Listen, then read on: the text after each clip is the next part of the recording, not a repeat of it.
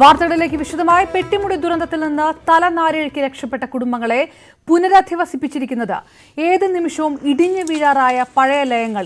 2 കുടുംബങ്ങളിലെ 7 പേരാണ് ഇപ്പോൾ ഇവിടെയുള്ളത്. എല്ലാ സഹായങ്ങളും സർക്കാരടക്കം വാഗ്ദാനം ചെയ്യുമ്പോഴാണ് ഈ ദുരവസ്ഥ. வந்து 4 நாள் ஆச்சு. எங்களுக்கு கம்பெனி கொடுத்த அடைக்கலம் சொல்லி இந்த வீடு தான் கொடுத்துருக்காங்க.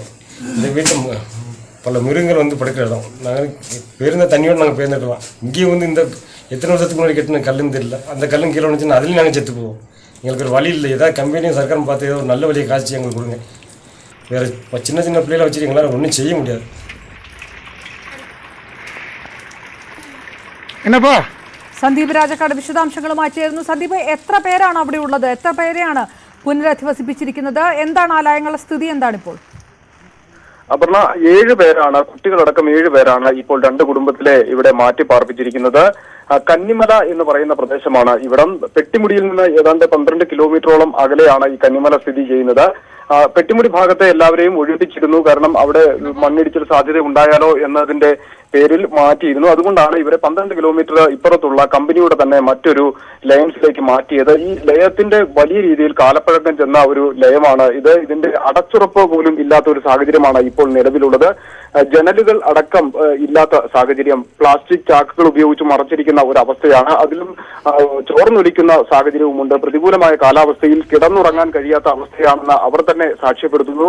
ഏത് നിമിഷവും ഇടിഞ്ഞു വീഴുമോ എന്ന ഭയം അവരിലുണ്ട് എന്നാണ് പറയുന്നത്. അതോടൊപ്പം തന്നെ ഇവരെ ഈ 4 ദിവസം പിന്നിടുമ്പോൾ ഇവരെ ആക്കിയതിനു ശേഷം ഒരാൾ പോലും ഇങ്ങോട്ട് എത്തിയിട്ടില്ല എന്ന് പറയുന്നു. ഭക്ഷണം കഴിച്ച് ഇവർ കിടന്നുറങ്ങുന്നു എന്നുള്ളതല്ലാതെ മറ്റാരും ഇവരെ തിരിഞ്ഞു നോക്കുന്നില്ല. കമ്പനി അധികൃതർ തിരിഞ്ഞു നോക്കുന്നില്ല. അതോടൊപ്പം തന്നെ എടുത്തു പറയേണ്ടത് വിവിധ രാഷ്ട്രീയ പാർട്ടി നേതാക്കന്മാരും അതുപോലെ തന്നെ മന്ത്രിയും പ്രതിപക്ഷ നേതാവും അടക്കമുള്ള ആളുകൾ പെട്ടിമുടി സന്ദർശിച്ചപ്പോഴും ഈ ദുരന്തത്തിന് നേർസാക്ഷിയായി നിന്ന് അതിൽ നിന്ന് ജീവൻ തിരിച്ചു കിട്ടിയ ഇവരെ സന്ദർശിക്കുന്നതിനോ ഒന്ന് ആശ്വസിപ്പിക്കുന്നതിനോ എത്തിയിട്ടില്ല എന്നുള്ളതും പ്രധാനമായ ഒരു കാര്യമാണ്. വരുന്നവരെല്ലാം ദുരന്തഭൂമി സന്ദർശിച്ച് മടങ്ങുന്ന ഒരു സാഹചര്യമാണുള്ളത്. വലിയ ദുരന്തം, അതിൽ നിന്ന് രക്ഷപ്പെടേണ്ടിയിരുന്നില്ല, ഇത്തരം ഒരു ദുരിതത്തിലേക്ക് ആയിരുന്നു എങ്കിൽ എന്ന രീതിയിലാണ് അവർ നമ്മളോട് പറയുന്നത്. വളരെ പരിതാപകരമായ അവസ്ഥയാണ്. കുട്ടികളുമായി ജീവിക്കുവാൻ കഴിയാത്ത സാഹചര്യമാണ് ഈ ലയൻസിൽ ഉള്ളത് എന്നാണ് ഇവർ സാക്ഷ്യപ്പെടുത്തുന്നത്. സന്ദീപ്, വളരെ പ്രധാനപ്പെട്ട കാര്യം, ഇത് കേന്ദ്ര സംസ്ഥാന സർക്കാരുകൾ കൃത്യമായ സഹായങ്ങൾ വാഗ്ദാനം ചെയ്തിരുന്നതാണ്. പ്രതിപക്ഷ പാർട്ടികൾ, പ്രതിപക്ഷ നേതാക്കൾ അവിടെ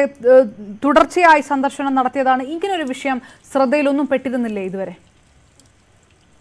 ഈ ഒരു വിഷയത്തെ സംബന്ധിച്ച് ആരും തന്നെ ചർച്ച ചെയ്യപ്പെട്ടിട്ടില്ല, ആരുടെയും ശ്രദ്ധയിൽപ്പെട്ടിട്ടില്ല എന്ന് വേണം നമ്മൾ മനസ്സിലാക്കാൻ. കാരണം പിറ്റേ ദിവസം തന്നെ ഇവരെ മാറ്റിയിരുന്നു.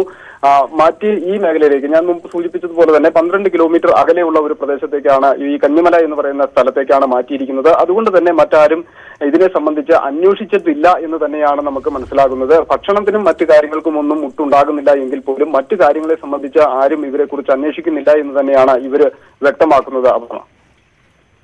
ഞാൻ തിരികെ വരാം. സന്ദീപ്, ഇപ്പോൾ MP ഡീൻ കുര്യാക്കോസ് നമുക്കൊപ്പം ചേരുന്നു. ശ്രീ ഡീൻ കുര്യാക്കോസ്, ഇപ്പോൾ ഞങ്ങളുടെ പ്രതിനിധി റിപ്പോർട്ട് ചെയ്യുന്നത് അപകടത്തിൽ നിന്ന്, രാജമല അപകടത്തിൽ നിന്ന് രക്ഷപ്പെട്ടവരെ മാറ്റിപ്പാർപ്പിച്ചിരിക്കുന്ന ഒരു സാഹചര്യത്തെക്കുറിച്ചാണ്. അത് ഇടിഞ്ഞ് പൊളിഞ്ഞു വീഴാറായ ലയങ്ങളാണെന്നാണ് റിപ്പോർട്ട് ചെയ്യപ്പെടുന്നത്. ഈ ഒരു വിഷയം അവിടെ പലതവണ പോവുകയും ഒക്കെ സ്ഥിരം കോണ്ടാക്ട് ഒക്കെ ഉള്ള ഒരാൾ കൂടിയാണ് താങ്കൾ. എപ്പോഴെങ്കിലും ശ്രദ്ധയിൽപ്പെട്ടിരുന്നോ ഈ വിഷയത്തെ സംബന്ധിച്ച്? ഹലോ, പറഞ്ഞോളൂ ഡീൻ. ഈ വിഷയത്തെ സംബന്ധിച്ച് കാര്യങ്ങൾ അറിഞ്ഞ ഉടനെ തന്നെ ഇപ്പോൾ ഞങ്ങളിപ്പോ പെട്ടിമുടിയിൽ ഈ തെരച്ചിൽ നടക്കുന്ന കേന്ദ്രത്തിലാണ് ഉള്ളത്. ഇവിടെ ഇപ്പോൾ ദേവികുളം MLA ഉണ്ട്, അതുപോലെ സബ് കളക്ടറും തഹസീൽദാറും കണ്ണൻ പ്ലാന്റേഷൻസിന്റെ കമ്പനിയുടെ ഉദ്യോഗസ്ഥന്മാരും എല്ലാവരെയും വിളിച്ചു കൂട്ടുകയും ഈ പ്രശ്നം അടിയന്തരമായി പരിഹരിക്കണം എന്ന് ചർച്ച ചെയ്യുകയും പരിഹരിക്കുന്നതിന് വേണ്ടിയിട്ടുള്ള നിർദ്ദേശങ്ങൾ കണ്ണൻ കമ്പനിക്ക് ഇവിടെ കൈമാറി കഴിഞ്ഞിരിക്കുകയാണ്. ഉടനെ തന്നെ ഈ പ്രശ്നം പരിഹരിക്കണം എന്നുള്ള ഒരു, കാരണം അത് അതിനെക്കുറിച്ചുള്ള ഒരു പരാതി ഉണ്ട് എന്നുള്ള കാര്യങ്ങൾ ശ്രദ്ധയിൽപ്പെട്ടപ്പോൾ തന്നെ ഈ ഒരു യോഗം ചേർന്നുകൊണ്ട് തന്നെ അത് പരിഹരിക്കാൻ വേണ്ടിയിട്ടുള്ള നിർദ്ദേശം പ്രസിദ്ധീകരിച്ചിരിക്കുന്നു. ഏതായാലും ഉടനെ തന്നെ പരിഹരിക്കപ്പെടുമെന്ന് കരുതാൻ. നമുക്ക് എല്ലാവർക്കും അറിയാവുന്നതുപോലെ 12 ആളുകളാണ് രക്ഷപ്പെട്ടത്. അതിൽ കുറച്ച് ആളുകൾ ചികിത്സയിലാണ്, ബാക്കിയുള്ളവരാണ് പറഞ്ഞതുപോലെ മറ്റ് കേന്ദ്രങ്ങളിൽ താമസിക്കുന്നത്. അതോടൊപ്പം തന്നെ ഈ പെട്ടിമുടിയിലെ ഈ 4 ലയങ്ങളിൽ നിന്നും നേരത്തെ മാറിപ്പോയിട്ടുള്ള 60ഓളം കുടുംബങ്ങളുണ്ട്. ആ 60 കുടുംബങ്ങളുടെയും സ്ഥിതി പരിഗണിച്ചുകൊണ്ട് അവർക്കും പ്രത്യേകമായിട്ടുള്ള ആനുകൂല്യങ്ങൾ ലഭിക്കുന്നതിന് വേണ്ടിയിട്ടുള്ള, അവർക്കും നല്ല രീതിയിൽ താമസയോഗ്യമായ വാസസ്ഥലങ്ങൾ ലഭിക്കുന്നതിന് വേണ്ടിയിട്ടുള്ള നടപടികൾ ഉണ്ടാകണം എന്നുകൂടി തീരുമാനമെടുത്തിട്ടുണ്ട്. ഉടനെ തന്നെ ഒരു പരിഹാരം ഉണ്ടാകും എന്നുള്ള നിലയിലേക്കാണ് ഇപ്പോൾ ഈ ഘട്ടത്തിൽ പറയാൻ കഴിയുക. ഡീൻ, ഒരു കാര്യം കൂടെ, 7 പേര് ഇപ്പോൾ പറയുന്നത് അവർക്ക് ഭക്ഷണത്തിനൊന്നും മുട്ടില്ല, പക്ഷെ അവർ ഈ താമസിക്കുന്ന സ്ഥലങ്ങൾ ഇടിഞ്ഞു പൊളിഞ്ഞു വീഴാറായ സ്ഥലങ്ങളാണെന്നാണ് ദൃശ്യങ്ങളിൽ കാണുന്നത്. മഴയുണ്ട്, അങ്ങനത്തെ ഒരു കാലാവസ്ഥയൊക്കെയാണ്. അപ്പോൾ അപകട സാധ്യത ബാക്കി നിൽക്കുന്ന ഒരു സ്ഥലമാണോ ഇവരിപ്പോൾ താമസിപ്പിച്ചിരിക്കുന്നത്? അങ്ങനെയാണെങ്കിൽ വളരെ പെട്ടെന്ന് മാറ്റേണ്ടതായ ഒരു സാഹചര്യമല്ലേ? സംബന്ധിച്ച് ഉടനെ തന്നെ മെയിൻ്റനൻസ് നടത്തേണ്ടത് മെയിൻ്റനൻസ് നടത്താനും അല്ലാത്തിടങ്ങളിൽ മാറ്റി നല്ല സ്ഥലങ്ങളിലേക്ക് താമസിപ്പിക്കാനും വേണ്ടിയിട്ടുള്ള നിർദ്ദേശങ്ങളാണ് കൊടുത്തിരിക്കുന്നത്. ഉടനെ തന്നെ അടിയന്തരമായി പരിഹരിക്കണമെന്നും കമ്പനിയോട് ആവശ്യപ്പെട്ടിട്ടുണ്ട്. അത് ബന്ധപ്പെട്ട ഉദ്യോഗസ്ഥർ വഴി തന്നെ ഇക്കാര്യത്തെ സംബന്ധിച്ചുള്ള നിർദ്ദേശം നൽകി കഴിഞ്ഞിരിക്കുന്നു. പരിഹാരമായില്ലെങ്കിൽ മറ്റ് തരത്തിലുള്ള എന്താ പറയാ, ഈ ഒരു തരത്തിലുള്ള വിഷയത്തിലൊരു അടിയന്തര പരിഹാരം ലഭിക്കുന്നില്ലെങ്കിൽ ആ ഒരു തരത്തിൽ തന്നെ ഇടപെടാമെന്നുള്ളതാണ് ഇപ്പോൾ എനിക്ക് പറയാൻ കഴിയുക. ഡീൻ, അതോടൊപ്പം തന്നെ നേരത്തെ പറഞ്ഞല്ലോ, ഈ പെട്ടിമുടിയിൽ ഉണ്ടായിരുന്ന മറ്റുള്ളവർ അപകടത്തിൽ പെടാത്ത ആൾക്കാരുമുണ്ട്. അപ്പൊ അവരുടെ പുനരധിവാസം സംബന്ധിച്ചും ഉള്ള എന്തെങ്കിലും അങ്ങനെയുള്ള നിർദ്ദേശങ്ങൾ വന്നിട്ടുണ്ടോ? മാറ്റി പാർപ്പിക്കുന്നത് സംബന്ധിച്ച് എങ്ങനെയാണ് ഇത്രയും ഒരുപാട് പേരുണ്ടല്ലോ, എങ്ങനെയാണ് അങ്ങനെ ഒരു നടപടിക്രമങ്ങൾ ഉറപ്പാക്കാൻ കഴിയുക? 62ഓളം കുടുംബങ്ങളുണ്ട് എന്നുള്ളതാണ് കണക്കിൽ വരുന്നത്. ആ 62ഓളം കുടുംബങ്ങൾക്ക് എന്ന് വെച്ചാൽ അവർ നേരത്തെ തന്നെ ഇവിടെ നിന്നും മാറിയവരായിരുന്നു, അല്ലെങ്കിൽ മാറ്റിയവരായിരുന്നു. അപ്പൊ ആ ഒരു തരത്തിൽ അവർക്ക് ലഭിക്കേണ്ടതായിട്ടുള്ള, കാരണം അവർക്ക് വേറെ തോട്ടങ്ങളിൽ ജോലിയും അതോടൊപ്പം തന്നെ അവർക്ക് താമസ സൗകര്യങ്ങളും ലഭിക്കുന്നതിന് വേണ്ടിയിട്ടുള്ള ഒരു താൽക്കാലികമായിട്ടുള്ള സംവിധാനമുണ്ട് പല മേഖലകളിലാണ്. അപ്പോൾ ആ ഒരു തരത്തിൽ തന്നെ അവർക്ക് പുനരധിവാസം ഉറപ്പുവരുത്തിക്കൊണ്ട് നല്ല താമസയോഗ്യമായിട്ടുള്ള സ്ഥലങ്ങൾ, വാസസ്ഥലങ്ങൾ ഒരുക്കി കൊടുക്കുന്നതിന് വേണ്ടിയിട്ടുള്ള നിർദ്ദേശങ്ങൾ നൽകിയിട്ടുണ്ട്. ഏതായാലും ഈ ദിവസങ്ങളിൽ തന്നെ അതിനൊരു അന്തിമ തീരുമാനമാകും എന്നാണ് പറയാൻ കഴിയുക. ഓക്കെ, വളരെ നന്ദി. MP ഡീൻ കുര്യാക്കോസ് ആണ് ഈ വിഷയത്തിനകത്ത് ഇടപെട്ടിട്ടുണ്ട് എന്നാണ് MP ന്യൂസ് 8നോട് പറഞ്ഞിരിക്കുന്നത്. ഈ മാറ്റിപ്പാർപ്പിച്ചവർ, അപകടത്തിൽ നിന്ന് രക്ഷപ്പെട്ട 12 പേരിൽ 7 പേരെ മാറ്റിപ്പാർപ്പിച്ച സ്ഥലം ആശങ്ക ഉണർത്തുന്ന ഒരു സ്ഥലമാണ്. ഭക്ഷണത്തിന് മുട്ടില്ല, പക്ഷെ അവിടെ ആ കെട്ടിടങ്ങൾ വേണമെങ്കിൽ ഈ കാലാവസ്ഥ, മോശമായ കാലാവസ്ഥയിൽ ഇടിഞ്ഞു പൊളിഞ്ഞു വീഴാറായ ഒരു അവസ്ഥയാണ്. അതുകൊണ്ട് തന്നെ പെട്ടെന്ന് ഇതിലൊരു പരിഹാരം ഉണ്ടാക്കണമെന്ന് ടി എസ്റ്റേറ്റ് ഉടമകളോടടക്കം ആവശ്യപ്പെട്ടിട്ടുണ്ട്. ഈ വിഷയത്തിനകത്ത് കൃത്യമായി ഇടപെടൽ നടത്തിയിട്ടുണ്ട്. ഇവരുടെ മാത്രമല്ല, ഒരു 62ഓളം കുടുംബങ്ങൾ, പെട്ടിമുടിയിലുള്ള 62ഓളം കുടുംബങ്ങളുടെ പുനരധിവാസവുമായി ബന്ധപ്പെട്ടും നിർദ്ദേശങ്ങൾ നൽകിയിട്ടുണ്ടെന്നാണ് ഡീൻ കുര്യാക്കോസ് MP ഈ വിഷയത്തിനകത്ത് ഇടപെട്ടുകൊണ്ട് ന്യൂസ് 8നോട് പ്രതികരിച്ചത്. ഒപ്പം സന്ദീപ് വിശദാംശങ്ങൾ നൽകിയത്. പെട്ടിമുടി ദുരന്തത്തിൽ കാണാതായ 3 പേരുടെ മൃതദേഹങ്ങൾ കൂടി കണ്ടെത്തി. ഇതോടെ ഉരുൾപൊട്ടലിൽ മരിച്ചവരുടെ എണ്ണം 52ആയി. പെട്ടിമുടിയിൽ റിപ്പോർട്ടിങ്ങിനെത്തിയ വാർത്താ സംഘത്തിലെ 2 പേർക്ക് കോവിഡ് സ്ഥിരീകരിച്ചതും ആശങ്ക സൃഷ്ടിക്കുന്നുണ്ട്. ഇവരുമായി സമ്പർക്കമുണ്ടെന്ന് കണ്ടെത്തിയാൽ നിരവധി രാഷ്ട്രീയ നേതാക്കൾ നിരീക്ഷണത്തിൽ പോകേണ്ടിവരും. കഴിഞ്ഞ 2 ദിവസത്തെ പോലെ തന്നെ വനമേഖലയോട് ചേർന്ന് പുഴയിൽ നടത്തിയ പരിശോധനയിലാണ് മൃതദേഹങ്ങൾ കണ്ടെത്തിയത്. മുങ്ങൽ വിദഗ്ധരടക്കം 10 പേർ വീതമുള്ള 12 സംഘങ്ങളാണ് തെരച്ചിൽ നടത്തുന്നത്. ലായങ്ങൾ നിലനിന്ന സ്ഥലത്ത് തെരച്ചിൽ ഏതാണ്ട് പൂർത്തിയായതായി അധികൃതർ വ്യക്തമാക്കി. മണ്ണും പാറക്കഷ്ണങ്ങളും പൂർണ്ണമായി നീക്കം ചെയ്തതിനാൽ ഇവിടങ്ങളിൽ മൃതദേഹങ്ങൾ കണ്ടെത്താനുള്ള സാധ്യത കുറവാണെന്ന് രക്ഷാപ്രവർത്തകർ പറയുന്നു. അതിനിടെ പെട്ടിമുടിയിൽ റിപ്പോർട്ടിങ്ങിനെത്തിയ 2 മാധ്യമപ്രവർത്തകർക്ക് കോവിഡ് സ്ഥിരീകരിച്ചത് രക്ഷാപ്രവർത്തകരെ അടക്കം ആശങ്കയിലാഴ്ത്തിയിട്ടുണ്ട്. 2 പരിശോധനയിലും പോസിറ്റീവായ ചാനൽ ഡ്രൈവറെ തൊടുപുഴയിലേക്ക് മാറ്റി. മാധ്യമപ്രവർത്തകന് വീണ്ടും പരിശോധന നടത്തും. രോഗം സ്ഥിരീകരിച്ചവരുടെ സമ്പർക്ക പട്ടിക ഇന്ന് തയ്യാറാക്കും. പ്രാഥമിക സമ്പർക്കത്തിൽ ഉൾപ്പെട്ടാൽ മൂന്നാറിലെത്തിയ രാഷ്ട്രീയ നേതാക്കളടക്കം നിരീക്ഷണത്തിൽ പോകേണ്ടി വരും. കോവിഡ് പ്രോട്ടോകോൾ പാലിക്കാതെയായിരുന്നു പല നേതാക്കളുടെയും സന്ദർശനം.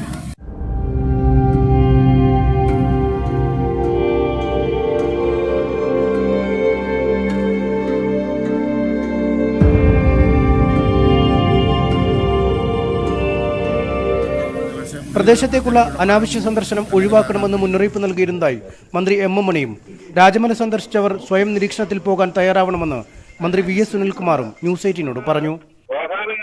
ആൾക്കൂട്ടം വരുമ്പം രോഗം പടരാനുള്ള സാധ്യതയുണ്ട് എന്ന് എനിക്ക് തോന്നിയിരുന്നു. ഞങ്ങളെ സംബന്ധിച്ച് പറഞ്ഞതാണ്.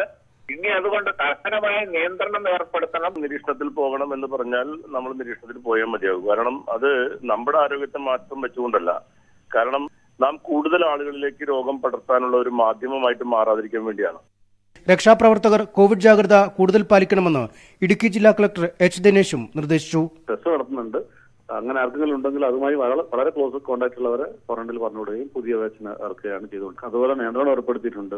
ന്യൂസ് 18 ഇടുക്കി. കോവിഡ് വാക്സിൻ വികസിപ്പിച്ചതായി റഷ്യൻ പ്രസിഡന്റ് വ്ളാഡിമിർ പുടിനാണ് ഇക്കാര്യം അറിയിച്ചത്. റഷ്യൻ പ്രതിരോധ മന്ത്രാലയവും ഗമേലിയ റിസർച്ച് ഇൻസ്റ്റിറ്റ്യൂട്ടും സംയുക്തമായി വികസിപ്പിച്ച വാക്സിനാണ് ജനങ്ങൾക്ക് നൽകാനായി റഷ്യ അനുമതി നൽകിയിരിക്കുന്നത്. തന്റെ മകൾക്ക് വാക്സിൻ നൽകിയതായി പുടിൻ അറിയിച്ചതായും അന്താരാഷ്ട്ര വാർത്താ ഏജൻസിയായ AFP റിപ്പോർട്ട് ചെയ്തു. വിവരങ്ങളുമായി ന്യൂസ് ഡെസ്കിൽ നിന്ന് ജോയ് തമലം ചേരുന്നു. ജോയ്, വളരെ പ്രധാനപ്പെട്ട വാർത്ത, ഉറ്റുനോക്കുന്ന ഒരു കാര്യം തന്നെയാണ് ലോക രാഷ്ട്രങ്ങളെ സംബന്ധിച്ചിടത്തോളം. ഇത് എത്രത്തോളം എളുപ്പത്തിൽ മനുഷ്യരിലേക്ക് പരീക്ഷിക്കാൻ ആയി ലഭ്യമാകും, അതിനുള്ള അനുമതി എങ്ങനെ ഏതെല്ലാം നടപടിക്രമങ്ങളിലൂടെയാണ് എന്നുള്ള വിശദാംശങ്ങളെല്ലാം ലഭ്യമായിട്ടുണ്ടോ? ഏത് ഘട്ടത്തിലാണ് വാക്സിൻ ഇപ്പോൾ എത്തിയിരിക്കുന്നത്? അപർണ, നമുക്കിപ്പോൾ ലഭ്യമാകുന്നത് പ്രാഥമിക വിവരങ്ങൾ മാത്രമാണ്. ജൂൺ 18 തന്നെ റഷ്യ ക്ലിനിക്കൽ പരീക്ഷണം തുടങ്ങിയിരുന്നു. ഓഗസ്റ്റ് 12 വാക്സിന്റെ ഔദ്യോഗിക പ്രഖ്യാപനമുണ്ടെന്ന് നേരത്തെ തന്നെ റഷ്യൻ പ്രസിഡന്റ് വ്ളാഡിമിർ പുടിൻ ലോകരാഷ്ട്രങ്ങളെ അറിയിച്ചിരുന്നതുമാണ്. അതിന് മുന്നോടിയായാണ് ഇന്ന് അദ്ദേഹത്തിന്റെ മകൾക്ക് തന്നെ വാക്സിൻ ഒരു ഡോസ് ഇഞ്ചക്ഷൻ നൽകിയെന്ന തരത്തിലുള്ള വാർത്തകൾ AFP പുറത്തുവിട്ടത്. ഇക്കാര്യം മറ്റ് ലോകരാഷ്ട്രങ്ങൾ സ്ഥിരീകരിക്കുന്നുണ്ടെങ്കിലും നിരവധി ആശങ്കകൾ മരുന്ന് പരീക്ഷണവുമായും അല്ലെങ്കിൽ വാക്സിനുമായും ബന്ധപ്പെട്ട് ഉയരുന്നുണ്ട്. നിരവധി ആളുകൾ ഇതിനെതിരെ ഈ വാക്സിനകത്ത് എത്രമാത്രം ഫലപ്രദമാണ് ഈ മരുന്ന് കോവിഡിനെ പ്രതിരോധിക്കാൻ എന്ന തരത്തിലുള്ള ആശങ്കകളും പങ്കുവെക്കുന്നുണ്ട്. ഏതായാലും മഹാമാരിയെ നേരിടുന്നതിൽ റഷ്യ ഒരു പടി കൂടി മുന്നോട്ട് പോകുന്നു എന്ന് പറയാം. ഇപ്പോൾ IMA ഭാരവാഹി കൂടിയായ ഡോക്ടർ സുൽഫി നുഹു നമുക്കൊപ്പം ചേരുന്നു. ഡോക്ടർ, ഉറ്റുനോക്കുന്ന വാർത്തയാണ് ഇപ്പോൾ പുറത്തു വന്നിരിക്കുന്നത്. ഇത് എത്രത്തോളം സാധാരണ ജനങ്ങളിലേക്ക് എത്തുമെന്നുള്ളത് ഇതിന്റെ നടപടിക്രമങ്ങളെല്ലാം കഴിഞ്ഞുകൊണ്ട് തന്നെ വേണം. ഇത് താങ്കളും ഇത് നോക്കുകയായിരിക്കുമല്ലോ. എന്താണ് റഷ്യയിൽ നിന്നുള്ള ഈ വാർത്തകൾ കേട്ടിട്ട് എങ്ങനെയാണ് പ്രതികരണം? നമ്മൾ ഈ കാര്യത്തെ വളരെ സമചിത്തതയോടുകൂടി വളരെ ബാലൻസ്ഡ് ആയിട്ട് കാണേണ്ട ഒരു കാഴ്ചയാണ്. ശരിക്കും പറഞ്ഞാൽ ഒരു വാക്സിൻ വരുന്നു എന്ന് പറയുമ്പോൾ എന്നെ പോലെയുള്ള അല്ലെങ്കിൽ എല്ലാവർക്കും വളരെ സന്തോഷം ഉണ്ടാകേണ്ട ഒരു കാര്യമാണ്. പക്ഷെ ഈ കാര്യത്തിൽ എന്തുകൊണ്ടും അങ്ങനെ സന്തോഷം തോന്നുന്നില്ല. അതിന് കാരണം പലതാണ്. നമുക്കറിയാം, ഫേസ് 3 മൂന്നാമത്തെ ഘട്ടമാണ് ഈ വാക്സിൻ. വളരെ ചുരുക്കി പറയാൻ, ലളിതമായി പറഞ്ഞാൽ ഫേസ് 3 അതാണ് വാക്സിൻ നിർമ്മാണത്തിൽ അല്ലെങ്കിൽ വാക്സിൻ കണ്ടുപിടിക്കുന്നതിൽ ഏറ്റവും പ്രധാനപ്പെട്ട ഒരു ഫേസ്. ആ ഫേസിനെ ബൈപ്പാസ് ചെയ്തിരിക്കുന്നു. ആ ഫേസിനെ പരിപൂർണമായിട്ടും കംപ്ലീറ്റ് ചെയ്യാതെ സ്പീഡപ്പ് ചെയ്തുകൊണ്ടുള്ള ഒരു വാക്സിനാണ് ഇപ്പോൾ റഷ്യ അനൗൺസ് ചെയ്തിരിക്കുന്നത് എന്നാണ് അവൈലബിൾ ആയിട്ടുള്ള ഇൻഫർമേഷൻസ്.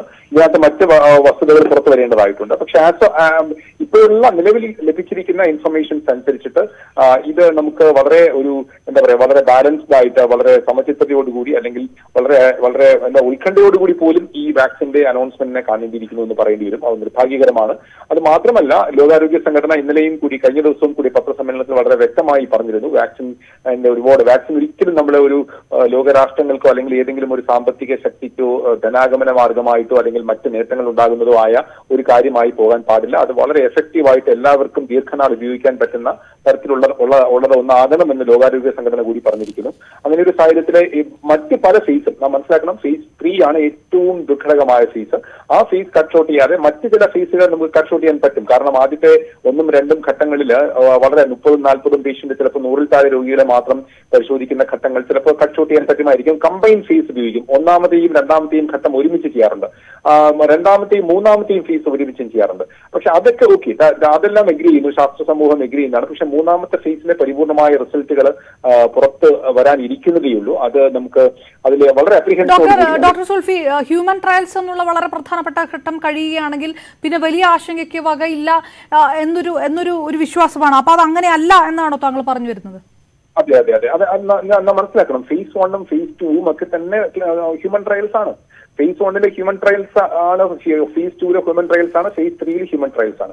ഈ ഫേസ് 3 ആണ് ഏറ്റവും വലിയ ഫേസ്. അതിലാണ് നമുക്ക് ആയിരക്കണക്കിന് രോഗികൾക്ക് നോക്കുകയും അത് നമ്മൾ കമ്പയർ ചെയ്യുകയും അതിന്റെ വാക്സിന്റെ എഫക്റ്റീവ്നെസ് നോക്കുകയും വാക്സിന്റെ ശക്തി നോക്കുകയും വാക്സിന്റെ ഡോസേജ് നോക്കുകയും വാക്സിന് ശരീരത്തിൽ ഉണ്ടാകാൻ പറ്റാവുന്ന ദൂഷ്യവശങ്ങൾ നോക്കുകയൊക്കെ ചെയ്യുന്ന ഫേസ് 3 നമുക്കുണ്ടാകുന്നത് അതാണ്. ഈ 1ഉം 2ഉം തന്നെ ക്ലിനിക്കൽ ട്രയൽസ് തന്നെയാണ്. മനുഷ്യരിൽ ആദ്യം കുത്തിവെക്കുന്നു എന്ന് പറയുന്ന ഒരു വാർത്തയല്ല. അത് അങ്ങനെ ഏതാണ്ട് 25 ഇന്നത്തെ കണക്ക് നോക്കുകയാണെങ്കിൽ ഏതാണ്ട് 32ഓളം വാക്സിനുകൾ ഫേസ് 1ഉം 2ഉം ഉണ്ട്.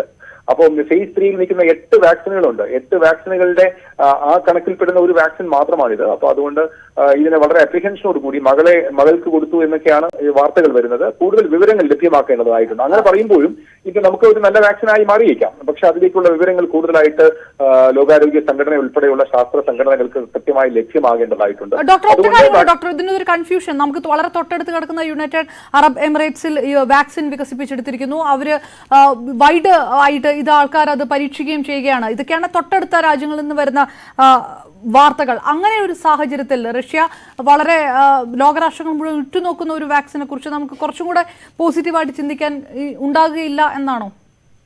ഈ ഒരു പോസിറ്റീവായിട്ട് ചിന്തിക്കാൻ തന്നെയാണ് ഇഷ്ടം. പക്ഷേ ഇത് പോസിറ്റീവ്നെസ് പരിപൂർണമായിട്ടും കാണുന്നില്ല. കാര്യം മറ്റനവധി വാക്സിനുകൾക്ക് ഒരുപാട് ഇതിനെക്കാട്ടിയും വളരെ വളരെ ശക്തമായ പോസിറ്റീവ് വാക്സിൻ ഉണ്ട്. നോക്കൂ, ചൈനയിൽ എന്താ സംഭവിച്ചെന്ന് നോക്കണം. 1 മിനിറ്റ് ഞാൻ എടുക്കുള്ളൂ. ചൈനയിൽ എന്താ സംഭവിച്ചാൽ അവര് ഈ 3ാമത്തെ ഘട്ടവും കഴിഞ്ഞ് 4ാമത്തെ ഫേസിന് അപ്രൂവൽ വരെ കൊടുത്തു. അവിടുത്തെ മിലിറ്ററിയിൽ ഉള്ള സൈനികർക്ക് വേണ്ടി മാത്രമായിട്ട് ഒരു വാക്സിൻ അപ്രൂവൽ വരെ കൊടുത്തു.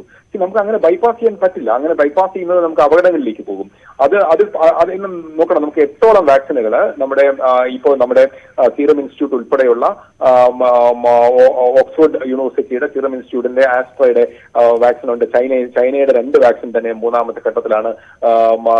അങ്ങനെ ഒരുപാട് 8ഓളം വാക്സിനുകൾ, ലോകരാജ്യങ്ങളുടെ 8ഓളം വാക്സിനുകൾ ഇപ്പോഴും 3ാം ഘട്ടത്തിലാണ്. 3ാം ഘട്ടമാണ് മനുഷ്യനിൽ പരീക്ഷിക്കുന്നതിലെ ഏറ്റവും സുദീർഘമായ ഘട്ടം. അതിന്റെ 3ാം ഘട്ടത്തിൽ നിൽക്കുകയാണ്. അപ്പോൾ ചൈന പെട്ടെന്ന് റഷ്യ പറയുന്നു ഞങ്ങളൊരു വാക്സിൻ ഉണ്ടാക്കി എന്ന് പറഞ്ഞാൽ ശാസ്ത്ര സമൂഹം അതിനെ ഉത്കണ്ഠയോടെ കൂടിയോ അല്ലെങ്കിൽ വളരെ അപ്രിഹെൻസീവായിട്ട് കാണുന്നു എന്നുള്ളതാണ് സത്യം. ഓക്കെ, വളരെ നന്ദി ഡോക്ടർ സുൽഫി. ഇപ്പോൾ KGMയുടെ ഭാരവാഹി ഡോക്ടർ ശ്രീ വിജയകൃഷ്ണൻ കൂടി നമുക്കൊപ്പം ചേരുന്നു. ഡോക്ടർ, വളരെ പ്രധാനപ്പെട്ട കാര്യം നേരത്തെ ഡോക്ടർ സുൽഫി പറഞ്ഞ് അവസാനിപ്പിച്ചതാണ്. വളരെ പെട്ടെന്ന് ഒരു വാക്സിനുമായി റഷ്യ രംഗത്ത് വരികയാണോ ചെയ്തിരിക്കുന്നത്? അതിന്റെ വളരെ പ്രധാനപ്പെട്ട ചില ഘട്ടങ്ങൾ ഒരുപക്ഷെ ഒഴിവാക്കപ്പെട്ടിട്ടുണ്ടാകാം. അങ്ങനെ ഒരു ആശങ്ക ഇതിനകത്ത് ബാക്കി വെക്കുന്നുണ്ടോ? ആക്ച്വലി ഈ COVID-19 മഹാമാരി നമ്മുടെ ലോകരാജ്യങ്ങളിൽ നിന്ന് ഒഴിഞ്ഞു മാറണമെങ്കിൽ 2 കാര്യങ്ങൾ നടക്കണം. ഒന്നിൽ വാക്സിൻ വരണം, അല്ലെങ്കിൽ നമുക്കൊരു ഹേർഡ് ഇമ്മ്യൂണിറ്റി, നമ്മുടെ എല്ലാ ജനങ്ങൾക്കും ഒരു 50 to 60% ആൾക്കാർക്ക് ഇമ്മ്യൂണിറ്റി വരണം. അപ്പൊ അത് എത്ര നാൾ നീണ്ടുപോകും നമുക്കറിയില്ല. എത്രമാത്രം ഗുരുതരമായ പ്രത്യാഘാതങ്ങൾ ഉണ്ടാക്കും നമുക്കറിയില്ല. അതിനിടയ്ക്ക് വെച്ച് വാക്സിൻ വരുന്ന എപ്പോഴും സ്വാഗതാർഹമായ കാര്യം തന്നെയാണ്. പക്ഷെ വാക്സിന്റെ കാര്യത്തിൽ ഡോക്ടർ സുൽഫി ഇപ്പോൾ സൂചിപ്പിച്ച കണക്ക് തന്നെ നമുക്ക് എല്ലാ സയന്റിഫിക് ആയിട്ടുള്ള കാര്യങ്ങളും, മോഡേൺ മെഡിസിനിലെ കാര്യങ്ങളും, വാക്സിൻ ഉൾപ്പെടെ കാര്യങ്ങളും നമുക്ക് ട്രയൽസ് അത്യാവശ്യമാണ്. ഈ ട്രയൽസ് നമ്മൾ ചെയ്യുന്നത് അതിന്റെ എഫിക്കസി, അതിന്റെ പൊട്ടൻസി, അതിന്റെ സൈഡ് എഫക്ട്സ് എന്തെങ്കിലും നോക്കുന്ന ട്രയൽസ് ആണ് നമ്മൾ കൂടുതൽ ചെയ്യുന്നത്. ഫേസ് 1 ട്രയൽ ഉണ്ട്, അത് ആനിമൽസിലാണ്, ലബോറട്ടറിയിലാണ്. ഫേസ് 2 ട്രയൽസ് നമ്മൾ ലിമിറ്റഡ് ആയിട്ടുള്ള കുറെ മനുഷ്യരിൽ അത് നമ്മൾ അതിന്റെ സൈഡ് എഫക്ട്സ് ഉണ്ടോ നോക്കാൻ വേണ്ടി നമ്മൾ ചെയ്യും. ഫേസ് 3 ട്രയലാണ് ഭയങ്കര എക്സ്റ്റെൻസീവ് ആയിട്ട്, വാസ്റ്റ് ആയിട്ട് ഒരുപാട് ജനങ്ങളെ, പല രാജ്യങ്ങളിലെ ജനങ്ങളെ ഉൾപ്പെടുത്തിക്കൊണ്ട്, പല വിഭാഗം ഏജ് ഗ്രൂപ്പിനെ ഉൾപ്പെടുത്തിക്കൊണ്ട് നമ്മൾ ചെയ്യുന്ന ട്രയൽസ്, നമ്മൾ ഏറ്റവും കൂടുതൽ ചെയ്യേണ്ട ഫേസ് 3 ട്രയൽസ് ആണ്. ഈ ഫേസ് 3 ട്രയൽസിലാണ് നമുക്ക് കാര്യങ്ങളുടെ എഫിക്കസിയും പൊട്ടൻസിയും നമുക്ക് വന്നു കഴിഞ്ഞാൽ നമുക്ക് രോഗം വരാതിരിക്കാനും വന്നു കഴിഞ്ഞാൽ നമുക്കൊരു ആന്റിബോഡി പ്രൊഡ്യൂസ് ചെയ്യാനും വേണ്ടിയുള്ള ഫേസ് 3 ട്രയൽസ് ആണ്. അപ്പോൾ അത് ഇമ്പോർട്ടന്റ് ട്രയൽ തന്നെയാണ്, പീരീഡ് തന്നെയാണ്. അപ്പോൾ ആ പീരീഡ് കംപ്ലീറ്റ് കടന്നുകൊണ്ട് നമുക്ക് എല്ലാവിധ ട്രയൽസും നടത്തി നമുക്കൊരു എഫക്റ്റീവ് ആണെന്ന് മനസ്സിലാക്കി കഴിഞ്ഞാൽ നമുക്ക് ഇൻട്രൊഡ്യൂസ് ചെയ്യാൻ ഒരു തെറ്റുമില്ല. പക്ഷെ ഇപ്പോഴ് ഈ റഷ്യയിൽ ഉൾപ്പെടുത്തിക്കുന്ന സാധനം എന്ന് പറഞ്ഞ വാക്സിൻ എന്ന് പറഞ്ഞു കഴിഞ്ഞാൽ നമുക്ക് കുറച്ച് കോഷ്യസ് ആയിട്ട് നമുക്ക് അപ്രോച്ച് ചെയ്യേണ്ട ഒരു കാര്യം, ഇത്രയും പെട്ടെന്ന് ഇത്രയും കൂടുതൽ ട്രയൽസ് നടത്തിയിട്ട് വരുന്നു എന്നുള്ള കാര്യത്തിൽ നമുക്ക് ഒരു അപ്രിഹെൻഷൻ ഉണ്ട്. വരട്ടെ, വന്നാൽ നല്ലത് നമുക്ക് ആലോചിക്കാൻ. കാര്യം നമ്മുടെ കോടിക്കണക്കിന് ജനങ്ങൾ ഇന്ത്യയിലും കേരളത്തിലൊക്കെ നടക്കുന്ന ജനങ്ങൾക്ക് ഈ വാക്സിൻ വന്നു കഴിഞ്ഞാൽ നമുക്ക് ഒരുപാട് പ്രയോജനം ഉണ്ടാകുന്ന കാര്യം തന്നെയാണ്. പക്ഷെ നമ്മൾ കുറച്ച് സ്പെക്കുലേറ്റീവ് ആയിട്ട് മാത്രമേ നമ്മൾ അതിനകത്ത് പ്രതികരിക്കുന്നുള്ള കാര്യം. അതിന്റെ എല്ലാ ട്രയൽസും പൂർത്തിയായിട്ടുണ്ട്. എല്ലാ ട്രയൽസിനകത്തും പോസിറ്റീവ് റിസൾട്ട് കിട്ടിക്കൊണ്ട് മാത്രമേ വരാവുള്ളൂ ഒരു ആഗ്രഹം നമുക്കെല്ലാം ഉണ്ട്, സയന്റിഫിക് ആഗ്രഹങ്ങളുണ്ട്. കൊടുത്തു കഴിഞ്ഞാൽ കൃത്യമായിട്ട് നമുക്ക് വരാതിരിക്കണം. ഒരു 80% ആൾക്കാർക്ക് ഇത് വരാതിരിക്കേണ്ട സാഹചര്യം ഉണ്ടാകണം. അവർക്ക് സൈഡ് എഫക്ട്, അതായത് ഈ രോഗം വരാതിരിക്കാനുള്ള ചാൻസ് ഉൾപ്പെടെയുള്ള കാര്യങ്ങൾ നമ്മൾ പരിശോധിച്ചിട്ട് മാത്രമേ മുമ്പോട്ട് പോകാൻ പറ്റുള്ളൂ. ഇതിനകത്തൊരു കോഷ്യസ് ആയിട്ട് റെസ്പോൺസ് മാത്രമേ നമ്മൾ ചെയ്യുന്നുള്ളൂ.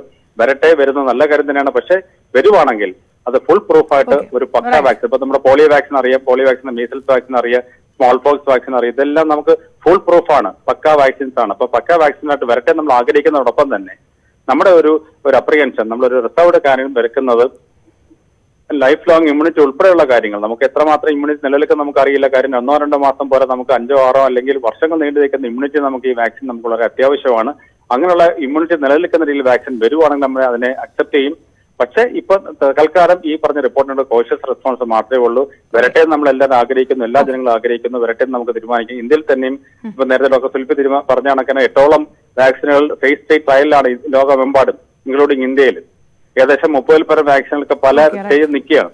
അപ്പൊ ഇതിനകത്ത് ഏറ്റവും നല്ല വാക്സിൻ ജനങ്ങൾക്ക് വരട്ടെ എന്ന് മാത്രമാണ്. തീർച്ചയായും വളരെ നന്ദി. ഡോക്ടർ വിജയകൃഷ്ണനാണ് പ്രതികരിച്ചത്. ഇതിനകത്ത് സമ്മിശ്ര പ്രതികരണമാണ്. കൃത്യമായ രീതിയിൽ ഫുൾ പ്രൂഫ് ആണോ വാക്സിൻ എന്ന സംശയമാണ് ഇപ്പോൾ കേരളത്തിൽ നിന്നുള്ള KGMയുടെയും IMAയുടെയും ഭാരവാഹികൾ ന്യൂസ് 18നോട് പ്രതികരിച്ചിരിക്കുന്നത്. ആ വിഷയത്തിൽ കൂടുതൽ ഉറപ്പുവരേണ്ടതുണ്ട് എന്നുള്ളൊരു പ്രതികരണം കൂടി അവർ നടത്തുന്നു. ആ സമയത്താണ് റഷ്യയുടെ വാക്സിൻ ജനങ്ങൾക്ക് നൽകാനായി അനുമതി നൽകിയിരിക്കുന്നത്. ഇത് തന്റെ മകൾക്ക് വാക്സിൻ നൽകിയതായി കൂടിയാണ് പുടിൻ അറിയിച്ചതായും അന്താരാഷ്ട്ര വാർത്താ ഏജൻസി റിപ്പോർട്ട് ചെയ്യുകയും ചെയ്തിരുന്നു. ആരോഗ്യവകുപ്പ് ആസ്ഥാനത്തെ ജീവനക്കാരന് കോവിഡ് അക്കൗണ്ട്സ് വിഭാഗത്തിലെ ക്ലർക്കിനാണ് രോഗം സ്ഥിരീകരിച്ചിരിക്കുന്നത്. ആദ്യമായാണ് ആരോഗ്യവകുപ്പ് ആസ്ഥാനത്ത് ഒരാൾക്ക് കോവിഡ് സ്ഥിരീകരിക്കുന്നത്. ഉമേഷ് ബാലകൃഷ്ണൻ ചേർന്നു. ഉമേഷ്, വിവരങ്ങൾ. ആദ്യമായിട്ടാണ് ആരോഗ്യവകുപ്പ് ആസ്ഥാനത്ത് കോവിഡ് ഒരാൾക്ക് റിപ്പോർട്ട് ചെയ്യുന്നത്. ഇതുമായി ബന്ധപ്പെട്ട് കോവിഡ് പ്രതിരോധ പ്രവർത്തനങ്ങളും മറ്റ് ആശുപത്രികളുടെ പ്രവർത്തനങ്ങളും എല്ലാം ഏകോപിപ്പിക്കുന്നത് ഈ തിരുവനന്തപുരത്തുള്ള ആരോഗ്യവകുപ്പിന്റെ ആസ്ഥാനത്താണ്. ഇവിടെയാണ് ഡി സെക്ഷനിലെ അക്കൗണ്ടിംഗ് വിഭാഗത്തിലെ ജീവനക്കാരന് കോവിഡ് സ്ഥിരീകരിച്ചിരിക്കുന്നത്.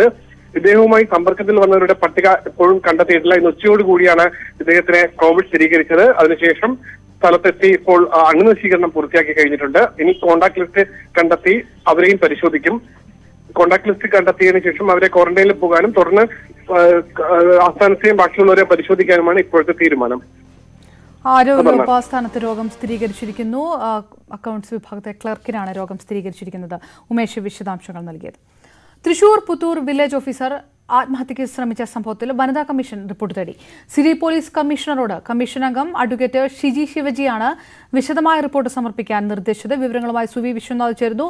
സുവി, ഇതിനകത്ത് പ്രധാനമായും ആർക്കെതിരെയാണ് ആരോപണം വരിക? പഞ്ചായത്ത് പ്രസിഡന്റ് പ്രതികൂട്ടിലാവുന്ന രീതിയിലാണോ ഈ റിപ്പോർട്ട് വരിക?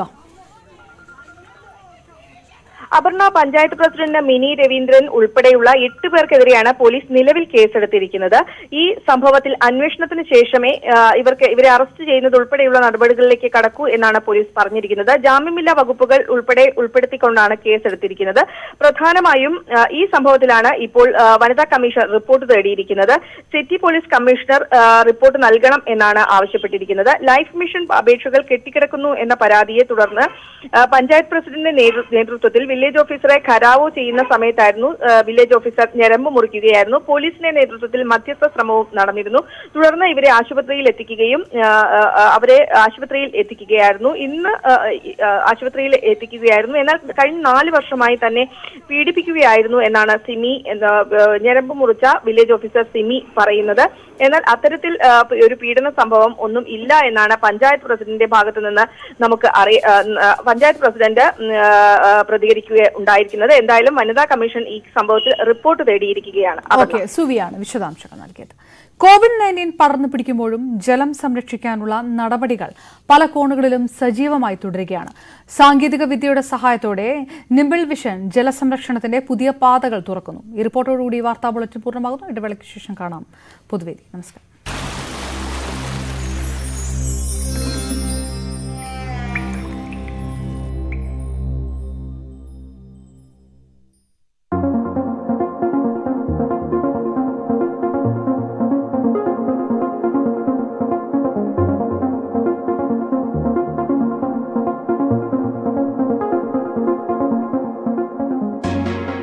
The awareness about the water usage is completely missing in India.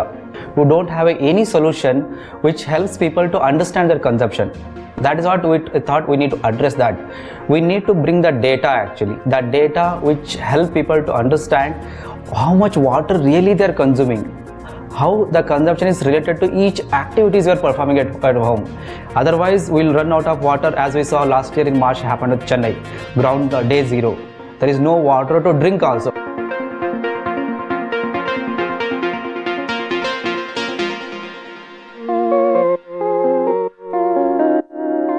These products create a context in the user's mind about the amount of water that his or her family is consuming on a daily basis.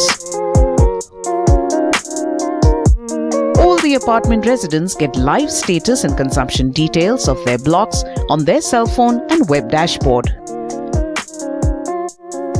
Each apartment block pays the bill according to their usage.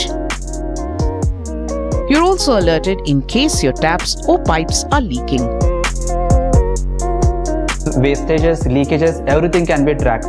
In addition to this, it gives a lot of data analytics on water availability, water leakage, water consumption, water quality in a single complete one unit in both an app and web dashboards.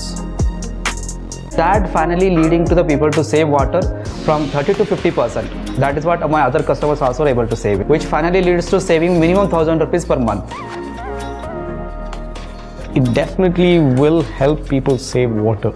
Right? It definitely will help the way people start thinking about using water.